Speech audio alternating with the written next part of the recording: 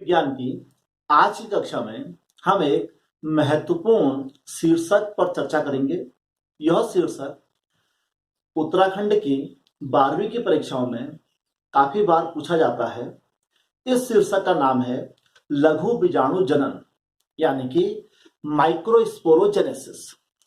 लघु बीजाणु जनन से हमारा तात्पर्य है लघु बीजाणुओं का निर्माण। अब प्रश्न यह उठता है कि लघु बीजाणुओं का निर्माण कहां होता है।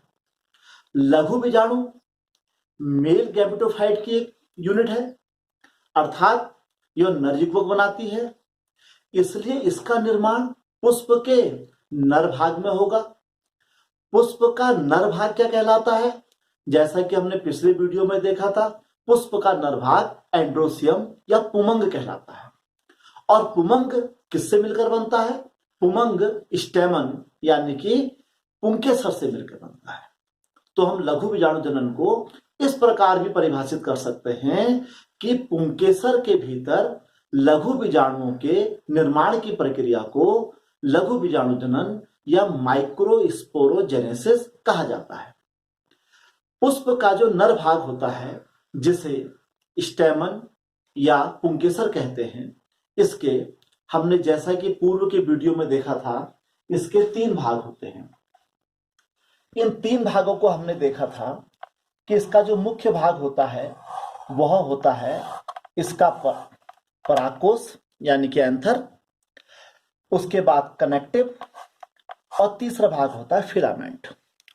तो जो पुंकेसर का जो मुख्य भाग है एंथर वाला रीजन होता है, असल में इस एंथर वाले रीजन में 2 पालियां होती हैं, जिसको हम इस प्रकार भी समझ सकते हैं।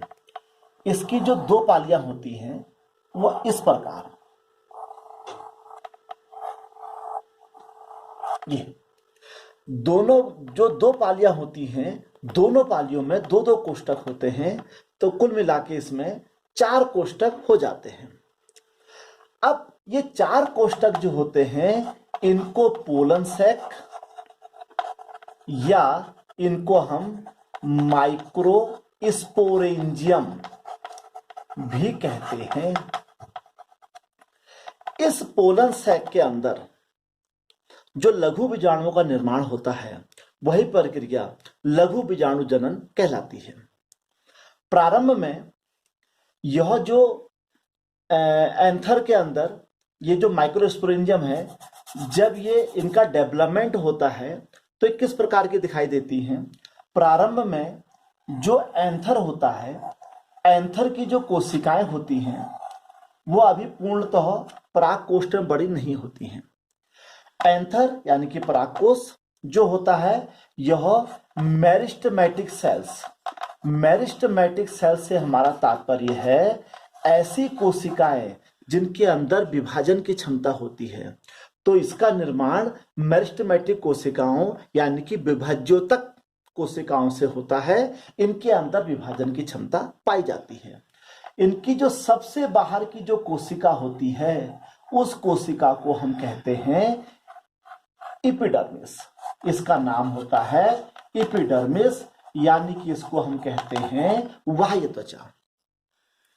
यह जो सबसे बाहर की परत है, जिसको हमने एपिडर्मिस या बाह्य त्वचा कहा है, चारों कोनों में इन कोशिकाओं के अंदर की जो पंक्ति होती है, उसमें एक एक कोशिका ऐसी हो जाती है जो आकार में कुछ बड़ी और स्पष्ट दिखाई देने लग जाती है। ये कोशिकाएं हाइपोडर्मल सेल से बनकर बनी होती हैं। इन चारों कोनों में जो यह बड़ी और स्पष्ट कोशिकाएं बनती हैं, इन कोशिकाओं को हम प्रप्रसु कोशिका या अर्चेस्पोरियम सेल कहते हैं। इनको अर्चेस्पोरियम सेल या प्रप्रसु कोशिका कहा जाता है। तो ये बड़ी और स्पष्ट होती हैं। अब हम आगे को इन चारों कोनों को एक साथ ना लेकर किसी एक कोने को हम लेकर चलते हैं, ताकि हम स्पष्ट रूप से इसको दिखा सकें। अब हम इससे आगे के उसमें देखते हैं। अब हम इसको और स्पष्ट रूप से देखते हैं। हमने देखा था इसमें कि जो सबसे बाहर की जो हमारी सतह थी, लेयर थी, इसको हमने एपिडर्मिस कहा था। एपिडर्मिस के अंदर हमने कहा था एक कोशिका बड़ी वो स्पष्ट हो जाती है, जिसको अर्चिस्पोरियल सेल कहा था। अर्चिस्पोरियम या अर्चिस्पोरियल सेल कहते हैं, हिंदी में इसको प्रप्रसु कोशिका कहते हैं। अब यह जो प्रप्रसु कोशिका होती है, इस प्रप्रसु कोशिका में एक पेरिक्लिनल डिवीजन हो जाता है। अब हमको पहले यह स्पष्ट करना बहुत जरूरी है कि पेरिक्लिनल या परिणत विभाजन किसे कहते हैं। इसको हम यहां पर समझ सकते हैं, जब किसी कोशिका में परिधि के समानांतर पैरेलल कोई डिवीजन होता है तो उसे पेरिक्लिनल या परिणत विभाजन कहा जाता है। वहीं जब इस कोशिका के 90 एंगल पर डिवीजन होता है तो उसको अपनत या एंटीक्लिनल डिवीजन कहा जाता है। तो पेरिक्लिनल मीन्स परिधि के समांतर, तो इस कोशिका में एक परिधि के समांतर एक डिवीजन हो जाता है, जिससे ये अर्चिस्पोरियल सेल अब दो कोशिकाओं में डिवाइड हो जाती है। यह जो बाहर की कोशिका है, इसका नाम अब हो जाता है प्राइमरी पैरेटल सेल।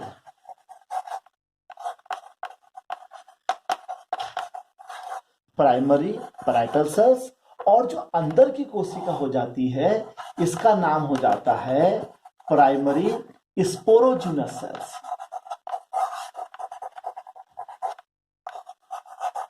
तो ये अर्चिस्पोरियल सेल दो भागों में डिवाइड हो गई। जो बाहर की ओर कोशिका हुई उसका नाम प्राइमरी पैरेटल सेल्स यानी कि प्राथमिक भित्तीय कोशिका, और जो अंदर की ओर कोशिका आई उसका नाम हो गया प्राइमरी स्पोरोजिनस सेल्स मींस प्राथमिक बीजाणुजनक कोशिका।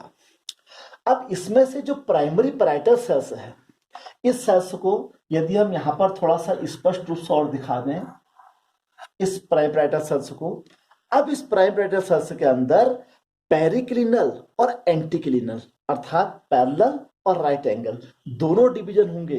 अब ये कोशिका पहले दो भागों में बढ़ जाएगी।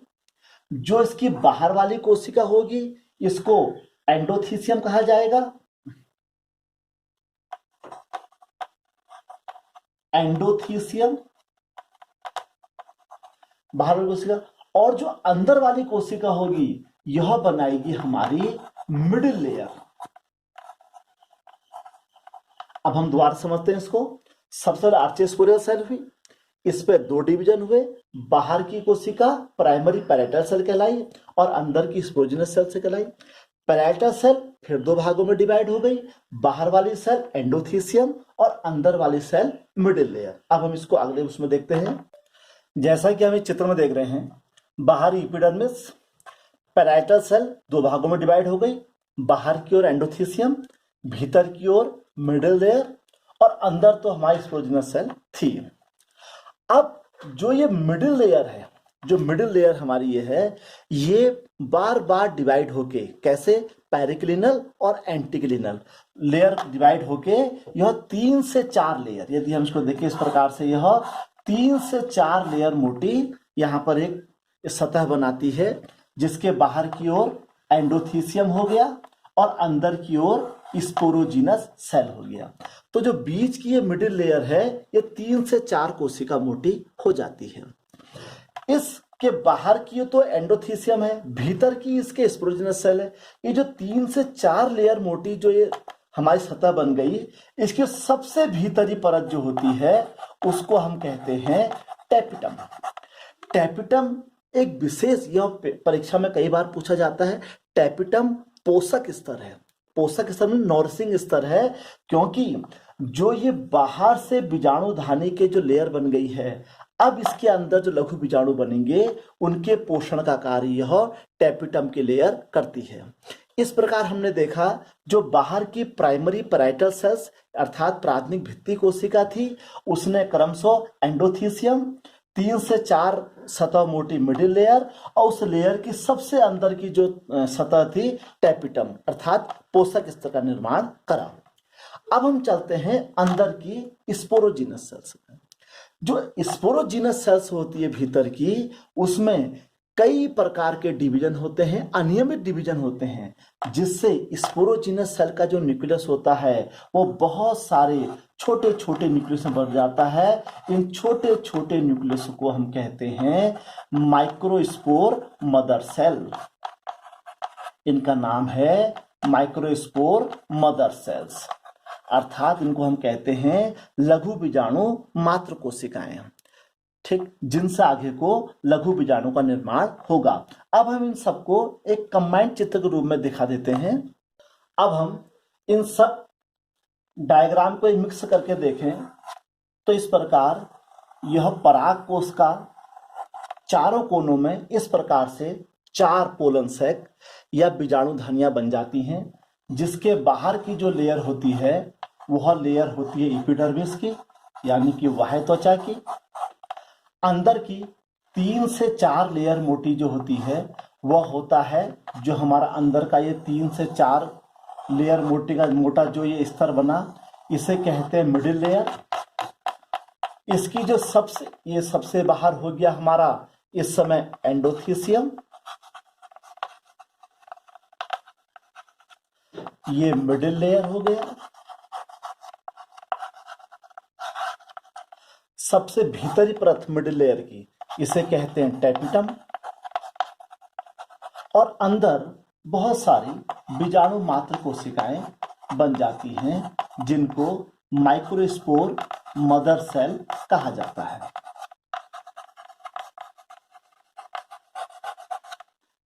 कई बीजाणु धानी जो माइक्रो मदर सेल्स होती हैं वो नष्ट हो जाती हैं, नष्ट होकर वह खुद ही पोषण के काम आना शुरू कर देती हैं। इस प्रकार यदि हम इसको ऐसे पूरा एंथर को बना लें तो पूरे एंथर में चारों कोनों में इस प्रकार 4 पोलन सैक या माइक्रोस्पोरेंजियम बन जाते हैं।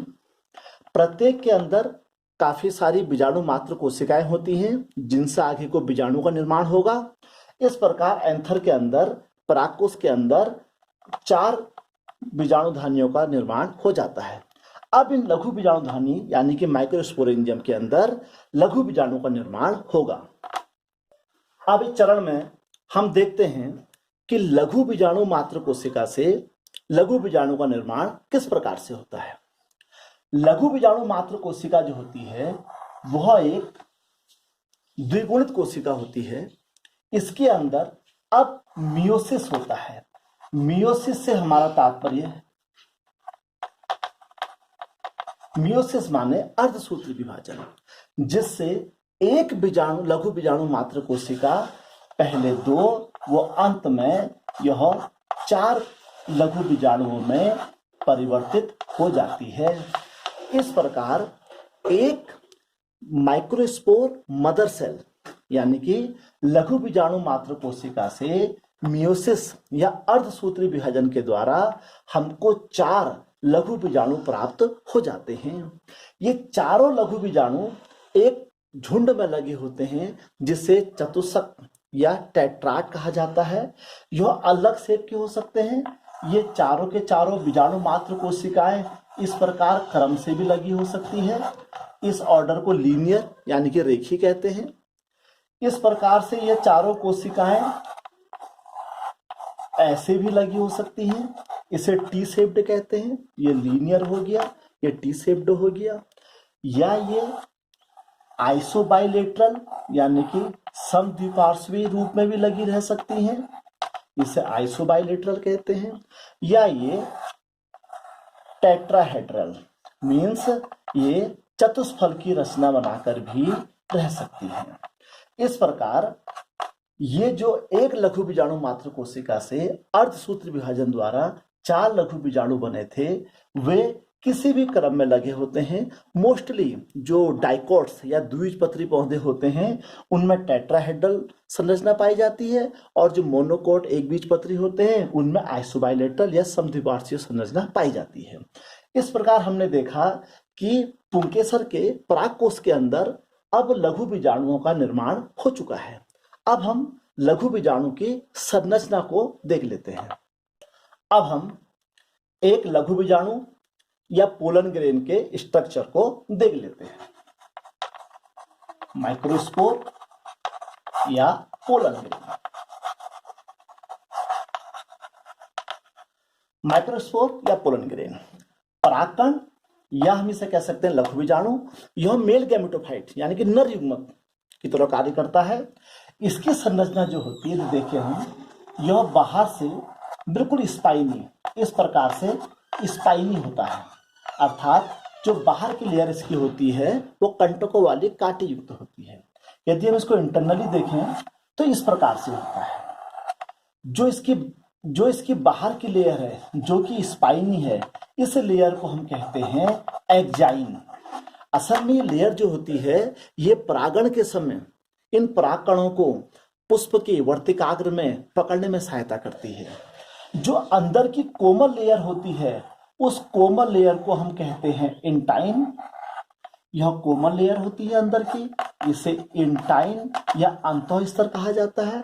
बाह्य स्तर कठोर होता है एक्जाइन, अंतःस्तर इंटाइन कोमल होता है। अंतःस्तर में ये 3 जर्म पोर होते हैं। ये जर्म पोर यानी कि जहां से इंटाइन पराग नलिका बन के बाहर को आता है, इनको यहाँ पर जर्म पोर कहा जाता है। जैसे ही परागकण इस संरचना में आ जाता है, अब यह परागण के लिए बिल्कुल तैयार है। यहां से यह पुष्प के मादा भाग के यानी कि स्टिग्मा पर पहुंच जाता है और वहां से ये जो इसका इंटाइन है ये नलिका के रूप में बाहर को आता है। जब परागकण का परागण हो रहा होता है तो उस समय इसके 2 भाग, इसके अंदर 2 कोशिकाएं होती हैं।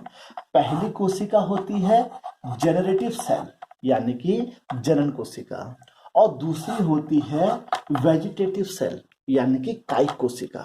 तो जब लघु बीजाणु का परागण हो रहा होता है तो उस समय यह द्विकोशिकीय, अर्थात इसके अंदर एक जनरेटिव न्यूक्लियस भी होता है और एक वेजिटेटिव यानी कि कायिक न्यूक्लियस भी इसके अंदर होता है।